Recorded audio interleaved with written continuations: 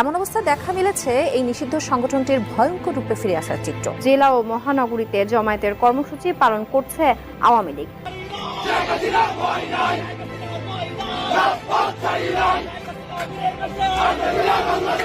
যে মার্চের ভেতরেই শেখ হাসিনা দেশে ফিরবে। হঠাৎ করেই ভারতের যিনি সেনাপ্রধান আছেন তার এক বক্তব্যকে ঘিরে এই মুহূর্তে নতুন করে আবার এই দিনটা নিয়ে আলোচনা শুরু হতে যাচ্ছে। গত ৫ই আগস্ট বাংলাদেশের সেনাপ্রধান জেনারেল ওয়াকারুজ্জামানের সঙ্গে সার্বক্ষণিক যোগাযোগ ছিল ভারতের সেনাপ্রধান জেনারেল উপেন্দ্র বিবের যিনি সেনাপ্রধান আছেন তার এক বক্তব্যকে ঘিরে এই মুহূর্তে নতুন করে আবার এই দিনটা নিয়ে আলোচনা শুরু হতে যাচ্ছে। গত ৫ই আগস্ট বাংলাদেশের সেনাপ্রধান জেনারেল ওয়াকারুজ্জামানের সঙ্গে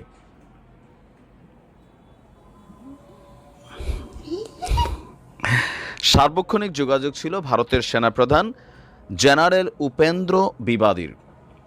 আপনার আজকে ভারতীয় সেনাবাহিনীর বার্ষিক সংবাদ সম্মেলনে আপনার সাংবাদিকদের কাছে হঠাৎ করে এই মন্তব্য করেছেন। এখন তার এই মন্তব্যের এগেনস্টে প্রমাণ কি বা আরও কি এখানে আসলে তিনি যা বলছেন তা সত্যি কিনা এই নিয়েও কিন্তু প্রশ্ন উঠছে, যেটা কি পরিকল্পিতভাবে বাংলাদেশের সেনাপ্রধানকে একটু নেগেটিভিটিতে তৈরি করার চেষ্টা, নাকি আসলে পেছনে অন্য কোনো উদ্দেশ্য। হয়তো আমাদের সেনাবাহিনীর তরফ থেকে কোনো বিবৃতি আসলে আমরা আরও ক্লিয়ার হব। বলা হচ্ছে যে বাংলাদেশ নিয়ে এক প্রশ্নের জবাবে উপেন্দ্র দ্বিবেদী বলছেন আজকের তারিখে আমাদের কোনো পক্ষেরই আক্রান্ত হওয়ার কোনো সম্ভাবনা নেই। আমার সে দেশের সেনাপ্রধানের সঙ্গেও নিয়মিত যোগাযোগ আছে। তো আচ্ছা, তারপর বলছে যে বস্তুত সে দেশে যখন পালাবদল ঘটল তখনও আমরা নিজেদের মধ্যে সবসময় যোগাযোগ রেখে চলছিলাম। এরপর গত ২০ নভেম্বরও আমাদের মধ্যে একটা ভিডিও কনফারেন্স হয়েছে। দুই দেশের সামরিক বাহিনীর মধ্যে সম্পর্ক স্বাভাবিকভাবেই চলছে। তো আপনার তিনি বলছেন যে ৫ই আগস্ট বাংলাদেশের তৎকালীন প্রধানমন্ত্রী শেখ হাসিনা ক্ষমতা থেকে অপসারিত হয়ে বাংলাদেশের একটি মিলিটারি এয়ারক্রাফটে করে দিল্লির কাছে হিন্ডন এয়ারবেজে এসে অবতরণ করেন। তখন থেকে আজ ৫ মাসেরও বেশি সময় ধরে তিনি ভারতে অবস্থান করছেন। তো ভারতের সেনাপ্রধানের মন্তব্যে এটা স্পষ্ট হচ্ছে যে সাবেক প্রধানমন্ত্রীর দেশ ছাড়ার এই প্রক্রিয়াটাই দুই দেশের সেনাবাহিনীর মধ্যে সমন্বয় রেখেই সম্পন্ন হয়েছিল।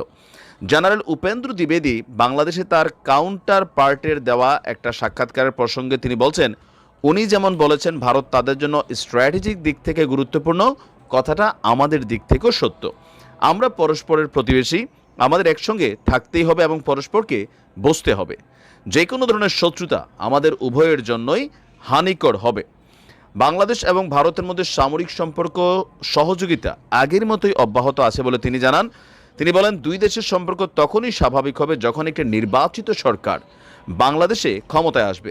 যদি আপনারা সম্পর্কের কথা বলেন সেটা ওখানে নির্বাচিত সরকার না আসা পর্যন্ত সম্ভব নয়, তবে দুই দেশের সেনাবাহিনীর মধ্যে সম্পর্ক ঠিক আছে, সব মসৃণভাবে চলবে। এখন ভারতীয় সেনাপ্রধানের এই বক্তব্যটাতে এই মুহূর্তে বিএনপির জন্য একটা পজিটিভিটি তৈরি হচ্ছে, কেননা একটা নির্বাচিত সরকার আর অন্তর্বর্তী সরকারের মধ্যে আকাশ পাতাল ব্যবধান আছে। ভারতের সেনাপ্রধানের বক্তব্য যে ইউনূস সরকারের সাথে তাদের সম্পর্কটা স্বাভাবিক হবে না, কেননা তারা নির্বাচিত কোনো সরকার নয়। যখন নির্বাচনের মাধ্যমে জামাত আসুক, বিএনপি আসুক, যেই দলই রাষ্ট্র ক্ষমতায় আসুক, তাদের সাথে সম্পর্কের স্বাভাবিকতা থাকবে। সম্ভবত প্রশ্নটা এরকম ছিল যে ভারতীয় সেনাবাহিনী এবং বাংলাদেশের সেনাবাহিনীর মধ্যে আসলে সম্পর্কটা কোন লেভেলে আছে। তো আমরা যতদূর জানি বাংলাদেশ পৃথিবীর প্রত্যেকটা দেশের সাথেই সামরিক যে সম্পর্ক এগুলা কন্টিনিউ করে এবং কি ট্রেনিং থেকে ইস্যু করে নানান সামরিক প্রশিক্ষণ, এই সকল কিছুতে কিন্তু একে অন্যের সাথে যোগাযোগটা বেস করে আপনার চলাফেরা করে।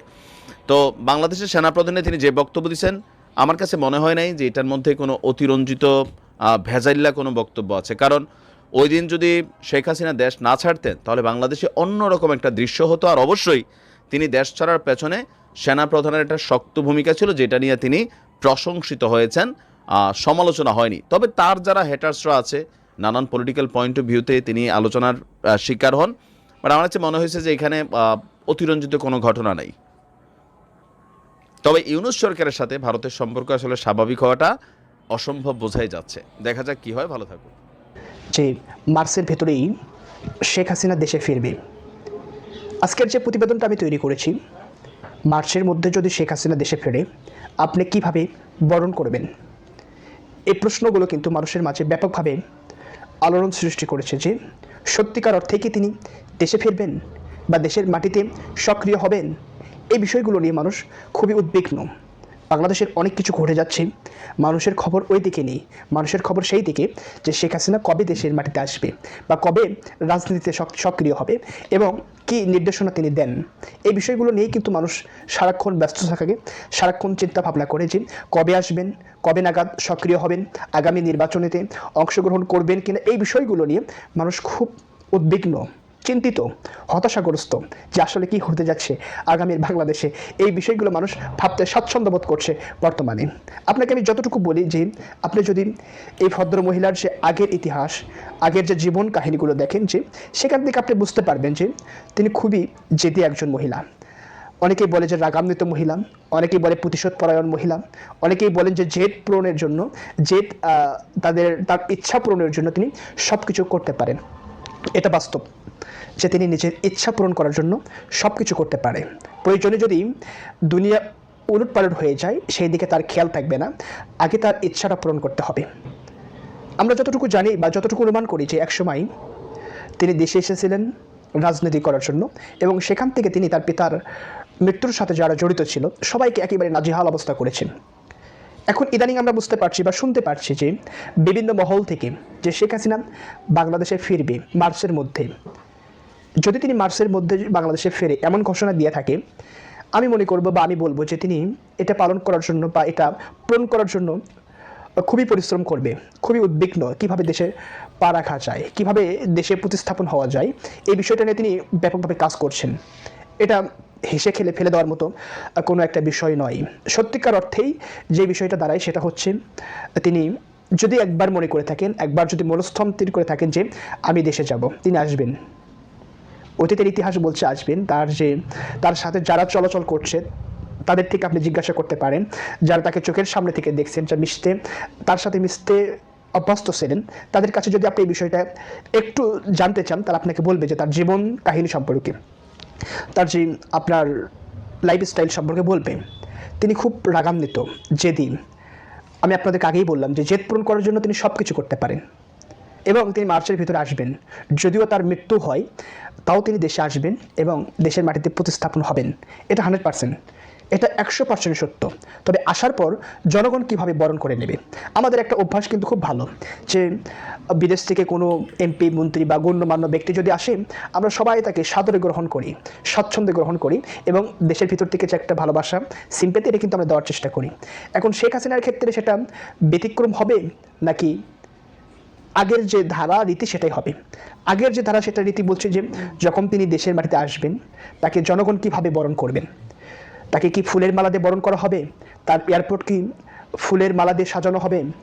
ঢোল বাজনা বাদ্যযন্ত্র বাজিয়ে তাকে কি বরণ করা হবে, নাকি জুতার মালা নিক্ষেপ করে আবার দেশ থেকে বিতাড়িত করা হবে? এই প্রশ্নগুলো আমাদের এখন ভাবতে হচ্ছে, কিভাবে বরণ করবে দেশের জনগণ।